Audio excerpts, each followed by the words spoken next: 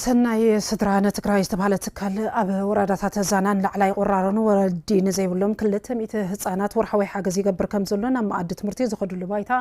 ከም ዘመዓራረየን ተሓቢሩ ንጸብጻብ ኪዳነ ማርያም ብርሃነ ወልደምረት ገዛኢ ኣብ ትሕቲ ቤተ ክርስቲያን ሙሉእ ወንጌል ከተማ ሽረ እንዳስላሴ ኮይኑ ዝንቀሳቐስ ጉድ ፋሚሊ ፎር ትግራይ ዝተባለ ትካል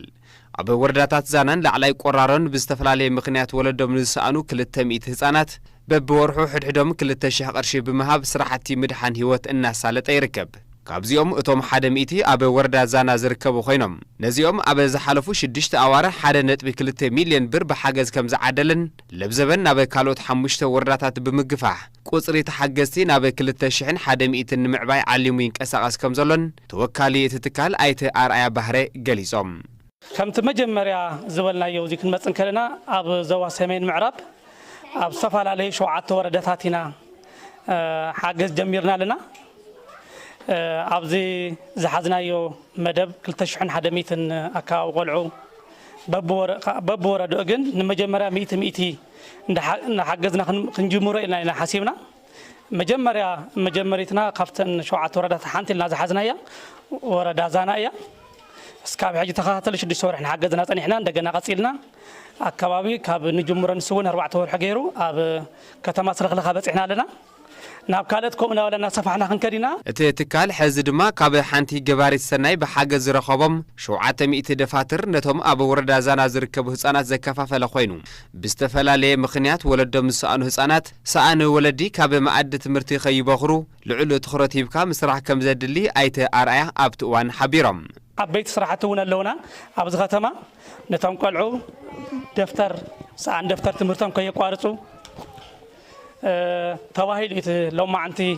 ደፍተር ሓገዝ ገበረትልና ሓፍትና ፈይበን ኣየለ ትበሃል እቲ ጉዳይ እዚ ከምዚ ንገብር ኣለና ምስ ሰምዐት እምበኣር ኣነ እውን ድጋፍ ክገብር ኢላ 600 ደፍተር ሃንድስ ኦፍ ላቭ ዝብል ናይ ፍቕሪ እዳው ትብል ናይ ሰናይ ተግባር ኣለዋ ንሳ 600 ደፍተር ለማዓንቲ ንተምሃሮ ሓጊዛትልና ኣላ ኣብቲ እዋን ዝተረኸባ ኣተሓባባሪት ቤት ጽሕፈት ማሕበራዊ ጉዳይ ወረዳ ዛና ወይዘሮ ዝናብ ተኽላይ እቲ ትካል ወለዲ ዘየብሎም ህፃናት ዝሓሸ ተስፋ ሰኒቖም ክመሃሩ ዘድሊ ፍልጠት ክሕዙን ተረከብቲ ዓዲ ክኾኑን ንምግባር ዝጀመሮ ምንቅስቓስ ዝነኣድ ከም ዝኾነ ተዛሪበን ሰኣን ደፍተር ሰኣን ቢሮ ሰኣን ክዳን ንድሕሪት ከይቐሪሎም